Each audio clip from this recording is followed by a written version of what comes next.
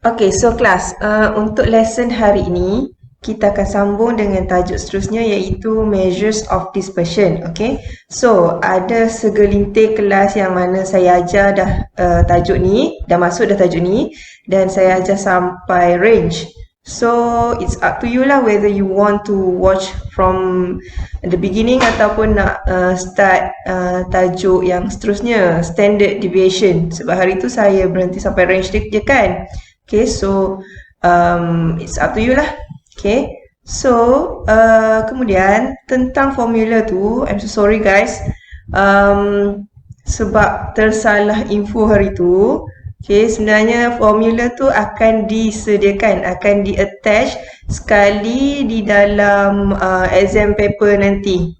Okay, yang mana exam paper tu nanti akan diadakan secara online dan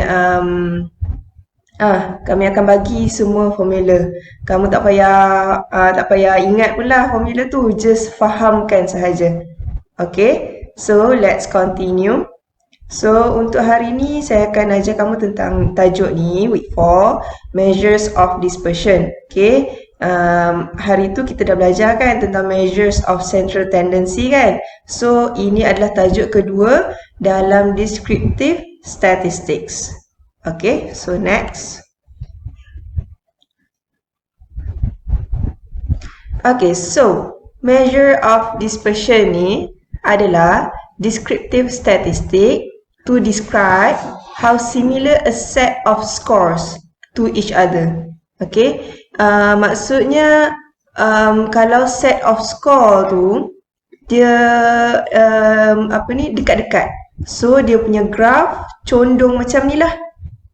Okay, so dia punya graph dalam bentuk macam ni, lebih condong, curam macam ni. Okay, kalau dia punya set of score tu less similar, maksudnya jauh-jauh jarak dia kan, maksudnya dia punya graph dalam bentuk macam ni lah, bell curve macam ni.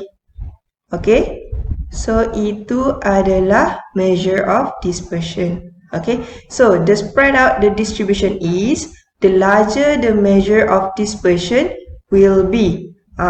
Kalau lagi luas the distribution, lagi luas line graph ni, okay, so maksudnya dia punya measure of dispersion pun lagi besar lah. Okay, so itu adalah measure of dispersion.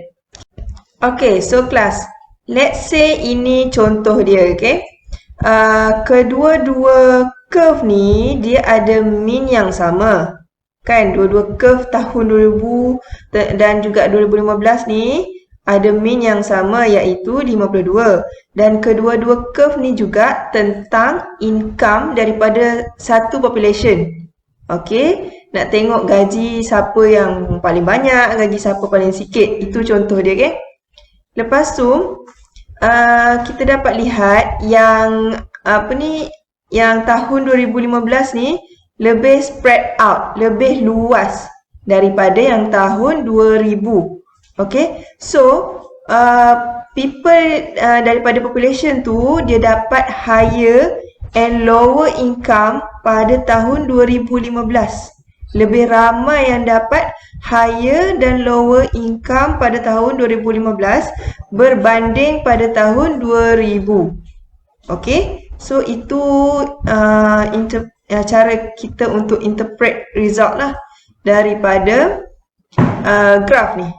Okay, bila kita nampak dia lebih spread, so maksudnya gaji population tu, income population tu lebih ramai yang dapat higher dan lower berbanding pada tahun 2000. Okay. Okay, next. Okay, so macam saya cakap tadi, the more similar the scores, the lower the measure of dispersion will be. Okay, kalau dia punya jarak score tu dekat-dekat, maksudnya dia punya measure of dispersion tu lower lah. Macam tu. Kalau the less similar the scores, the higher the measure of dispersion will be. Okay, kalau skor tu jauh, jarak-jarak, maksudnya dia punya measure of dispersion tu makin tinggi lah. Macam yang kamu nampak ni kan, beza antara dua graf ni. Okay, dia punya mean pada tempat yang sama, tapi dia punya spread out ni yang berbeza. Keluasan dia ni berbeza. Okay, mean, median, mode, dua-dua ni adalah normal. Dua-dua adalah normal distribution. Tapi kedua-duanya mempunyai different variability, different measure of dispersion. So, let's say kalau contoh macam kamu punya data tu nanti, contoh macam gender kan, kamu kaji tentang student di Faculty of Education. Lepas tu kamu tengok, oh gender dengan race dia sama. Contoh, saya bagi contoh je. Dia punya mean, median, mode dan juga bagi mean, median, mode bagi gender dan juga race sama jumlahnya. Dua-duanya kat tengah-tengah ni, 40 ni dia punya mean, median, mode kan. So, yang membezakan dia adalah dia punya ni lah, jumlah variability. Jumlah variability. Okay? So, yang membezakan dia adalah measure of dispersion ni. Okay, so itu kegunaan measure of dispersion. Okay, so next. Okay, so there are three methods for measures of dispersion. Okay, the first one is the range. Lepas tu standard deviation. Lepas tu variance. Okay, so range ni macam yang kita belajar masa week 2 hari tu kan. Itu adalah range, iaitu difference between largest score and the smallest score in the set of data. Okay, maksudnya perbezaan antara skor yang paling besar dan skor yang paling kecil dalam dataset tu. So, itu adalah range ataupun julat. Okay, so next, standard deviation. Standard deviation is the average distance of each score from the mean. Okay, maksudnya dia adalah purata jarak bagi setiap skor tu daripada mean. Okay, contoh macam dalam graf ni tadi. Sekejap ya. Macam dalam graf ni tadi. Contoh mean dia dekat sini kan. Skor dia 60.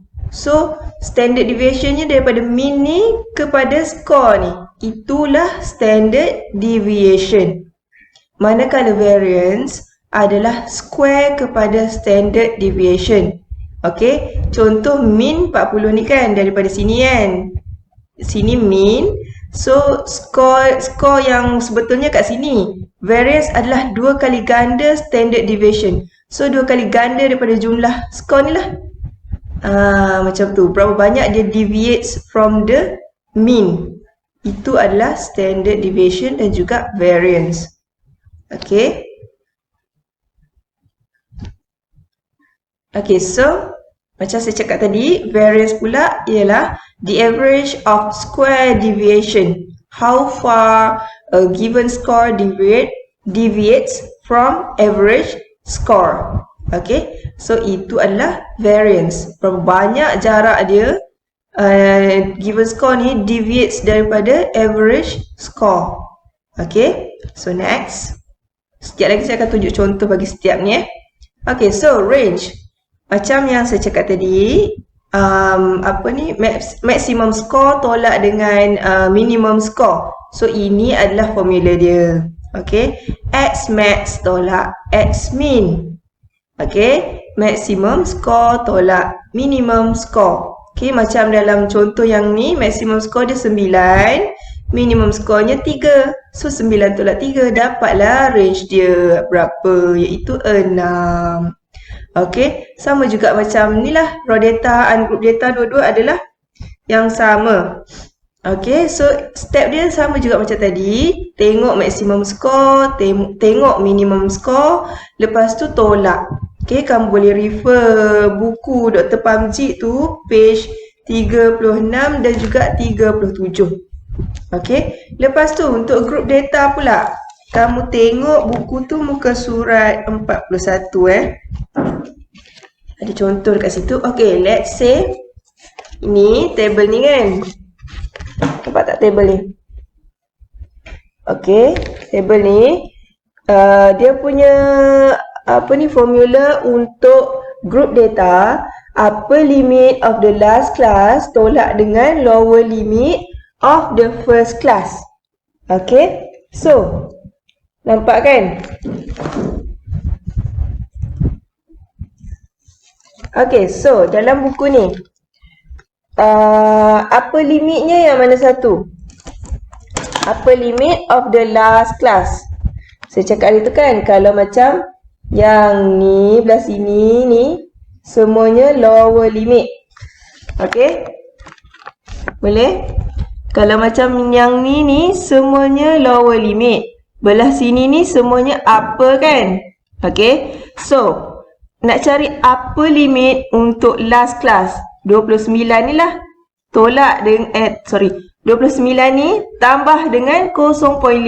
So you will get upper limit of the last class berapa? 29.5 kan? Okay, lepas tu dia cakap tolak dengan lower limit. Tolak dengan lower limit of the first class. So inilah kosong ni lower limit. Lower ni kan, kalau nak jadikan dia lower limit, jadi kosong tolak 0.5. So you will get negative 0.5 kan? Tapi kalau negatif berjumpa dengan negatif, dia akan jadi positif kan? So kalau macam dah jadi negatif 0.5 kan, maksudnya 29.5 tolak negatif 0.5. So nanti jadi tambah lah. Okay, dan julat tu nanti jadi lagi besar daripada skor ni. So apa kita kena buat? Kita kena ni lah, mansuhkan negatif tu. So dia jadi tolak je lah 0.5. Dapat 29. Itulah final answer dia. Itulah range dia. Okay. So next.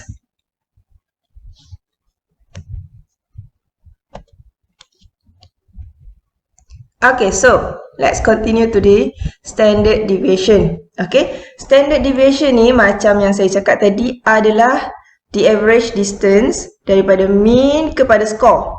Okay, kalau dia cakap dia nak tahu berapa standard deviation daripada skor 1 ni, kamu kena kira lah berapa ni jarak daripada sini ke sini. Dia macam tu. Okay, so standard deviation ni adalah the most commonly used when the data is normally distributed. Okay, selalunya kalau soalan, dalam soalan dia akan minta standard deviation lah. Okay, lepas tu dia adalah the distance between each score and the mean. Macam saya cakap tadi kan, jarak bagi setiap skor ni dengan mean. Kalau dia nak satu standard deviation daripada skor 1, so daripada sini ke sini lah. Kalau dia nak daripada skor 2 ni, daripada sini ke sini lah. Okay, kalau variance pula 2 kali ganda daripada tu. Okay, so dia punya formulanya apa? Dia punya formula adalah the square root of the variance. Okay, so nanti kamu kena cari variance dulu. Dah dapat variance, kamu square rootkan jumlah dia. So you will get standard deviation. Okay, so ini adalah formula, ini adalah simbol untuk formula standard deviation, iaitu S ni juga. And then S besar ni, S square ni adalah untuk variance. Okay, so next.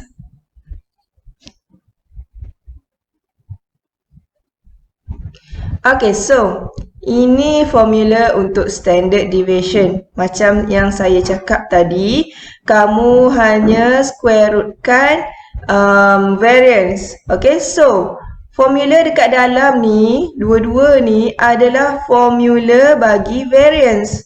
Okay, so ini adalah satu formula, ini adalah satu lagi formula. Dia bagi dua formula dekat kamu dalam buku tu.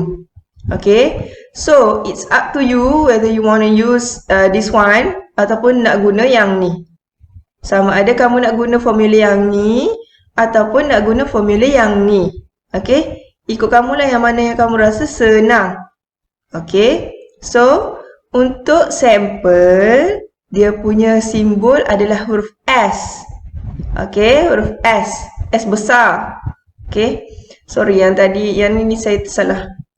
Okay, lepas tu untuk population, ini adalah simbolnya. Okay, iaitu sigma. Tapi ini sigma huruf kecil. Yang hari tu yang macam 3 tu kan? Yang macam, yelah yang E terbalik tu. Yang tu sigma capital letter. Untuk bahasa Latin kalau tak silap saya. Okay, so itu dua-duanya sigma, tapi yang tu sigma huruf besar, yang ni sigma huruf kecil. Okay, so sama juga dia punya formula dekat dalam ni. Yang ni formula untuk population. Sorry. Yang ni formula untuk population. Tapi formula variance. Okay, dia perbezaannya ni sahaja. Ni X bar, lepas tu yang ni mu, yang ni n-1, yang tu n besar sahaja. Okay, dia punya perbezaan dia dekat situ sahaja. Okay kelas, so kita continue dengan variance, okay. So, macam yang saya cakap tadi, variance adalah the square of the standard deviation. Kan standard deviation tadi kan jarak daripada mean ke skor kan. Kalau variance ni dia 2 kali ganda lagi jauh daripada standard deviation. Dia square. Okay. Dia jarang diguna kecuali untuk calculate the standard deviation. Kan? Sebab nak cari standard deviation kita kena squarekan variance. Kan? So, itu kegunaan variance sebenarnya. Hanya untuk calculate standard deviation. Okay. So, bila small number of variance, maksudnya data set tu dia tightly clustered together. Maksudnya dia berkumpul kat satu tempat. Yang tadi tu lah yang curam tadi tu. Graph tadi tu. Okay. And the large number of variance means the values are more spread apart. Yang mana yang graph dia lagi luas tu, yang tu maksudnya dia punya variance tu lagi besar. Okay. So, next. Okay, so ini adalah formula variance. Dan variance dia punya simbol ni S square. Okay, so ini macam dalam standard deviation tadi, macam dekat dalam square root tadi tu kan. Inilah dia punya formula. So, dekat sini ada 2 formula. Okay, ni formula 1, ni formula 2. Sekejap lagi saya akan tunjuk contoh macam mana nak kira untuk the first formula, macam mana nak kira untuk the second formula. Okay, so untuk population pula. Okay, population sama juga sigma square. Tadi standard deviation kan sigma huruf kecil ni tak ada square kan. Satu dia je. Okay, so ini adalah formula variance. Sama lah juga macam tadi yang dekat dalam standard deviation tu, dalam square root tu. Ini untuk population, ini untuk sample. Beza dia ni je lah n, yang ni n kecil, yang ni bawah ni n-1, yang ni n besar dan bawah ni n sahaja, tak payah -1 pun. Lepas tu perbezaan dia yang ni mean ni kan. Ni X bar untuk sample mean, yang ni mu untuk population mean. Yang ni samalah n tadi, tak payah n tolak 1. Itu je lah perbezaan antara sample dan juga population. Dan formula ni kamu tak payah ingat pun. Okay. Okay, so now ini contoh table untuk kamu dapatkan variance dan juga standard deviation bagi raw data dan juga ungroup data. Okay, so table ni kamu boleh refer buku tu, muka surat sekejap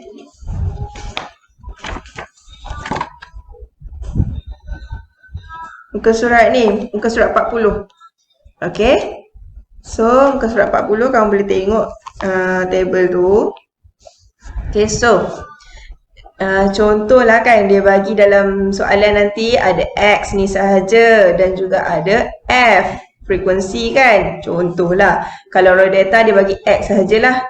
Okay. So ni adalah dia bagi raw data lah ni, contoh. Sebagai contoh. Lepas tu disusun ikut suka dia. Dia apa tak, bukan dalam bentuk ascending, bukan dalam bentuk descending pun. Dia main bubuh je lah ikut raw data tu. Ikut susunan raw data tu. Okay. Kalau ungroup data pula dia ada frekuensi dan dia ni lah macam 7 ni dia ada sekali je. Lepas tu dia letak frekuensi dia 3 dekat situ.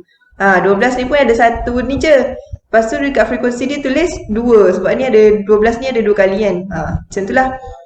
Lepas tu dia sama je cara kira dia. Okay. Lepas tu untuk cari variance dan juga standard deviation ni kamu kena tambah table dekat sebelah. Okay, let's say kalau kamu nak guna first formula, kena tambah table ni lah, x square. Kalau kamu nak buat formula yang kedua, iaitu formula yang ni, kamu kena tambah table x minus x bar dan juga x minus x bar square. Okay, kalau nak guna formula first, tambah table ni je. Nak guna formula yang kedua, tambah yang ni dengan yang ni. Okay, so x square, ambil x ni, kamu squarekan sahaja. Ambil 8 ni, square. Guna kalkulator kamu tu. Okay. 8 square, 64. 12 square, 144. 9 square, 81. Okay, macam tu sahaja. Itu adalah untuk cari x square. Lepas tu, dah dapat dah semua jumlah untuk setiap skor ni. Kamu totalkan dia. Dapatlah sigma x square dekat bawah tu. Okay. Sama juga dengan yang ni. Kamu totalkan dia dan kamu akan dapat sigma x dia dekat situ. Okay. Lepas tu, ini untuk formula yang first Lepas tu, untuk formula yang kedua pula, kamu kena cari mean dulu. Kena cari x bar dulu. Formula x bar untuk sampel ialah sigma x bahagi dengan n. Yang ni formula untuk raw data kan. Kalau untuk ungroup data, formula dia sigma fx bahagi dengan sigma f ataupun n. Okay. Sama je lah. Yang ni tadi dah dapat kan sigma x dia berapa. Kat bawah tu 72. Lepas tu 72 letak dekat sini. Lepas tu bahagi dengan berapa banyak nombor yang ada dekat sini. Dekat dalam raw data tu. Kira ada berapa number of scores tu kat sini. Okay. Lepas tu dapatlah 8 kan. Ada 8 number kan. Lepas tu 72 bahagi dengan 8. You will get 9. X bar dia adalah 9. Okay. Lepas tu kamu masukkan dekat dalam equation ni. Dekat dalam formula ni. Okay. Ambil balik X. Tolak dengan X bar tadi. Ambil 8 untuk first row ni kan. Ambil 8. Tolak 9. Dapat negatif 1. Ambil 12 ni. Tolak 9. Dapat 3. Ambil 9. Tolak 9. Dapat 0. 7 tolak 9. Negatif 2. Okay. Itu cara untuk kira table yang ni, x minus x bar. Lepas tu dah dapat semua value untuk x minus x bar ni bagi setiap row. Kamu kena totalkan dia. Dapatlah sigma x tolak x bar nya berapa. Dapat 0 tu kan kat bawah tu kan. Okay. So, sebab sekejap lagi kena masukkan dalam formula. So, kena totalkan dia. Okay. So, lepas tu yang ni pula. X tolak x bar square. So, ambil lah jumlah yang ni tadi. Ambil jumlah yang bagi setiap row yang ni, kamu square kan. Okay. Negatif 1 square. Dapat 1. 3 square. Dapat 9. 0 square. Kosong lah kan. Negatif 2 square. Dapat 4. Itu cara untuk kira yang ni. Table yang ni. Dan dua table ni untuk formula yang kedua sahaja. Ini formula untuk yang pertama. Terpulang kepada kamu lah nak guna formula 1 atau formula 2. Okay. Kalau nak guna formula 1, kena cari yang ni, x square sahaja. Nak guna formula 2, kena cari dua-dua table ni. Okay. So, ni, kamu masukkanlah, dah dapat dah jumlah tadi apa semua kan. Lepas tu kamu masukkan dekat dalam formula. Okay, so sigma x square nya berapa? Ni kan, ada kat bawah tu kan. 680. Hasil tambah semua ni lah. Okay. So, kamu dapat 680. Masukkan dekat sini. Okay. Lepas tu tolak sigma x tadi. Sigma x ni berapa? 72. Okay. So, dapatlah Sigma X-nya letaklah dekat sini sigma X-nya. Okey. 72 letak dekat sini. Lepas tu tutup kurungan, lepas tu letak square-nya dekat luar. Okey, lepas tu bahagi dengan 8. Okey, lepas tu buat bahagi besar. Lagi sekali garis panjang. Lepas tu n-nya berapa tadi? 8 kan? 8 tolak dengan 1. Okey, yang ni saya kira satu-satu lah. Kalau kamu nak kira guna kalkulator terus macam ni pun boleh juga. Okey, so bila dah dapat ni, kamu masukkan dalam kalkulator, kamu akan dapat ni jumlah dia. Final answer dia untuk variance sahaja. Bukannya standard deviation. Ini hanyalah untuk variance sahaja. Okey. So, lepas tu nak cari variance guna yang ni pula, formula yang kedua ni pula. Macam mana? Tadi kan ni sigma x minus x bar square kan? Okay, so yang kat bawah tu lah dia punya hasil tambah ni, hasil tambah semua yang kat sini ni, itulah dia, ambil letak dekat dalam formula. Okay, sigma x minus x square kan ada kat bawah tu kan, 32. So 32 ambil letak dekat sini, masukkan dekat dalam formula tadi. Lepas tu n-nya berapa? 8. 8 tolak 1. 32 bahagi 7. Dapatlah ini jumlahnya. Sama kan? Ini jumlah dia sama dengan yang ni.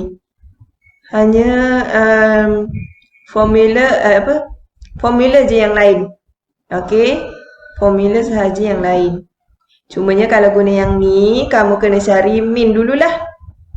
Kan? Kena cari min dulu. Let's say lah, kamu kira min, kamu tersalah cari min tu. Value min tu salah. So nanti automatik kamu punya standard deviation ni pun salah. Sebab min tu semuanya ada dekat sini.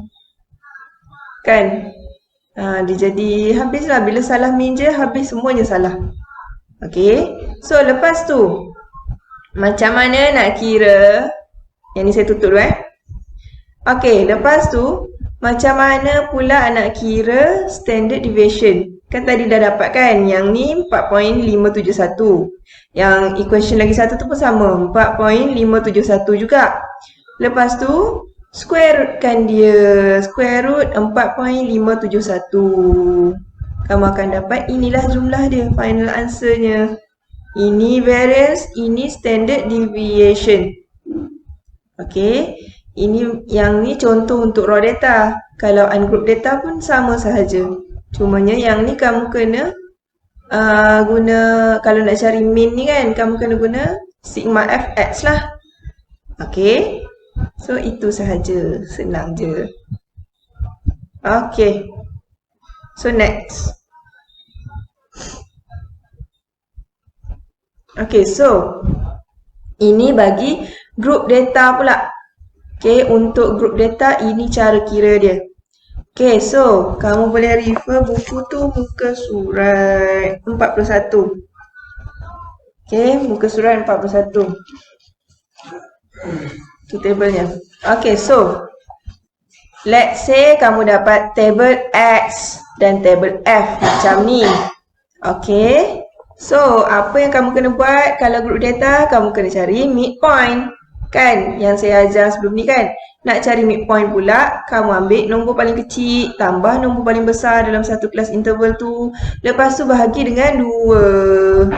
Itu cara untuk cari midpoint. So, yang ni 0 tambah 4 bahagi 2. Kamu akan dapat 2. 5 tambah 9 bahagi 2. Kamu akan dapat 7. 10 tambah 14 bahagi 2. Kamu akan dapat 12. 15 tambah 19 bahagi 2. Kamu akan dapat 17. Okey, sama jugalah sampai habis kamu cari dia punya midpoint.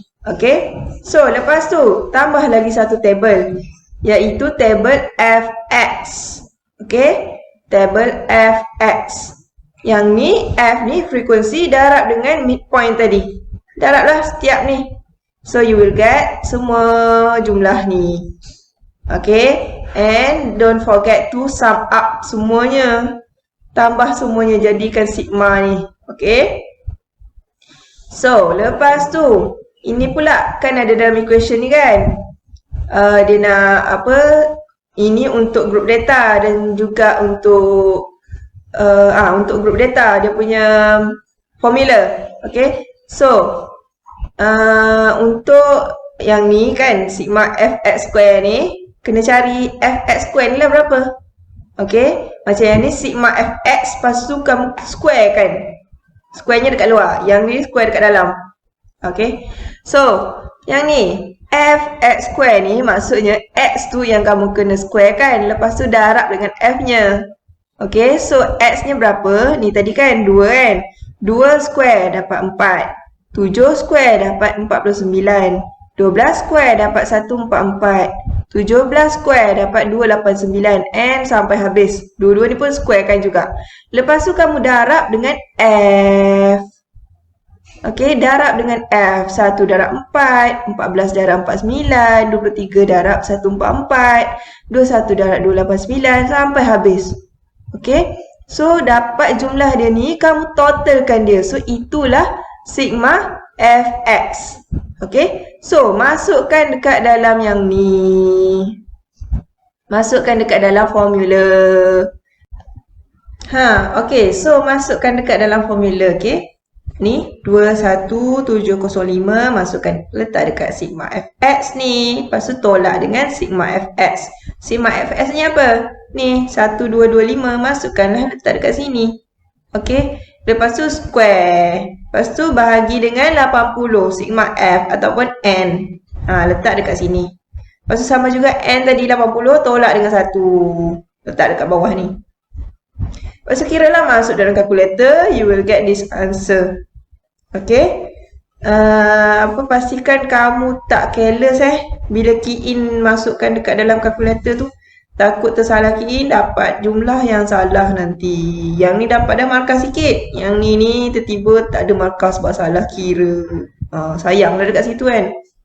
Lepas tu untuk formula yang ni saya tak tunjuk pun sebab dia lagi banyak nak kena tambah table. So nampak kan formula mana yang better kan. Walaupun dia banyak yang ni. Walaupun yang ni nampak sikit. Tapi sebenarnya yang ni lagi better. So, saya suggest dekat kamu guna yang formula yang ni. Okay. Sebab yang ni nak kena cari X bar pula. Kena tambah lagi kolom. So, dia jadi leceh sikit lah. Okay. So, next. Nak cari standard deviation. Square root kan jumlah variance. Square root 37.31. Dapatlah ini jawapan dia. Ini jawapan untuk standard deviation bagi group data. Okay. So, next. Okay. So, ni untuk skewness of data pula. Okay. So, skewness of data ni macam yang saya cakap dalam measure of tendency hari tu kan. Kalau normal, dia tak skew langsung. Dia betul-betul simetri. Dalam bentuk simetri. Dia punya mean, median dan mode dalam value yang sama. Lepas tu belah sini dengan belah sini dua-dua sama. Sini 50%, sini pun 50%. Okay. Okay kelas. So, kalau skewed pula, kalau positively skewed, dia the distribution skewed to the right. Okay. Dia memang dia naik kat sini. Tapi dia turun tu menghala ke kanan. Okay. Dia kat sini curam kan. Dia naik kan. Tapi dia punya ni dia turun ke kanan. Okay. So dia punya mean, dia punya median dan juga mode dia different. Okay. Sama juga negatively skewed. The distribution skewed to the left. Okay. Dia naik dekat sini. Lepas tu dia turun tu menghala ke kiri. Dia punya kecurunan dia ni. Kat sini kan, tinggi kan. Lepas tu dia turun ni kat sini. Dia menghala. Dia skewed to the left. So itu adalah negatively skewed. Okay. Lepas tu kalau ni bacaan dia negatif lah. Contoh negatif apa-apa-apa. So itu adalah negatively skewed. Kalau bacaan dia kamu dah kira skewness. Kamu dapat positive value. Lepas tu itu adalah positively skewed. Okey, contoh dia saya akan tunjukkan dalam pengiraan nanti, dalam calculation nanti. Okey, lepas tu dia punya sama juga mode, median dengan mean dia berbeza. Contoh kalau macam kat sini ni, daripada mode ni kan, 30% belah sini, maybe belah sini ni 70%. Macam tu. Dia tak symmetry. Dia asymmetry shape of distribution. Dia tak symmetry, okey? Belah sini dengan sini dia tak sama, tak macam normal tadi. Okay. Okay, so next. Okay, kelas. So, ini adalah formula untuk skewness. Okay. X bar, mean, tolak, X hat. X hat ni mode tau. Ini panggilan untuk mode. Dan ini adalah simbol untuk mode. Okay. Bahagi dengan standard deviation, S. Okay. So, itu adalah cara untuk cari skewness. Okay. Kalau Pearson pula, dia kena darab dengan 3 dekat depan ni. Mean, tolak mode, lepas tu darab dengan 3. Lepas tu baru bahagi dengan S, standard deviation. Okay. So, macam saya cakap tadi lah, mean, tolak mode, bahagi dengan standard deviation. Okay. So, next. Okay. Ini adalah contoh untuk group data sahaja. Raw dengan group, saya assume kamu dah tahu macam mana nak cari So, let's say sama juga macam tadi, dia bagi table X, dia bagi table F. Okay, lepas tu kita cari midpoint. Kan, midpoint tadi saya dah ajarkan macam mana nak cari kan. Yang ni, nombor yang low dekat kelas interval ni, tambah dengan nombor yang belakang ni, bahagi dengan 2. Dapat midpoint. Buat untuk setiap kelas interval. And you will get semua midpoint bagi setiap kelas interval. Okay. Lepas tu cari fx. Samalah juga macam tadi. F darab x. Okay. Dapat jumlah ni. Samalah macam yang sebelum ni tadi ni. Macam yang cari standard deviation dengan variance. Yang group data punya. Okay. Lepas tu sama juga f x square ni kan. X square ni midpoint ni square kan. Darab dengan f. Okay. Dapat semua amount ni. Kamu totalkan semuanya. Jadikan dia sigma dekat bawah ni. Okay. Sigma f. Sigma fx. Dengan sigma f square. Okay. So nanti kita akan masukkan dekat dalam semua formula tu tadi. Okay, so dia kata mean tolak mode bahagi dengan standard deviation kan. So now kena cari mean. Mean dia kalau untuk group data macam mana nak cari?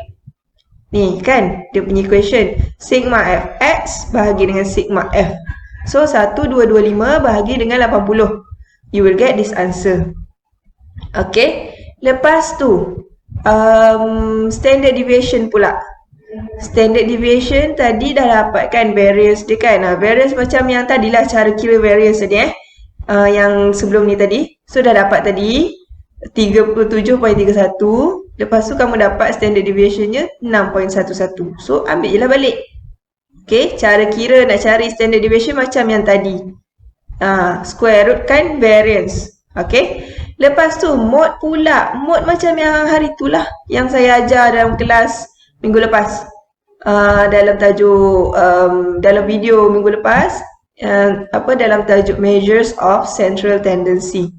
Masukkan lower limitnya berapa. Mode kan. Tengoklah frekuensi yang highest frekuensinya berapa. 23 ni. Lepas tu automatic sebelahnya adalah model class. Lepas tu ambil 10 ni tolak dengan 0.5, you will get LM. So then you dapatlah 9.5 untuk LM. Okay. Lepas tu segi 31 dengan segi 32 pula. Kan hari tu saya ada ajar kan. Segi 31 ni yang ni 23. Tolak dengan 14. Tolak dengan frekuensi dekat atas dia. Okay. Kalau segi 32 pula, ambil 23 ni tolak dengan frekuensi dekat bawah dia. Okay. So you will get this one is 2. Okay, lepas tu darab dengan class width.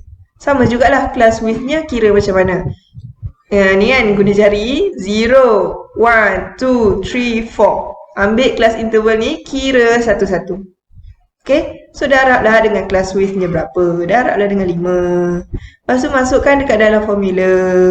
then you will get modnya adalah 13.59.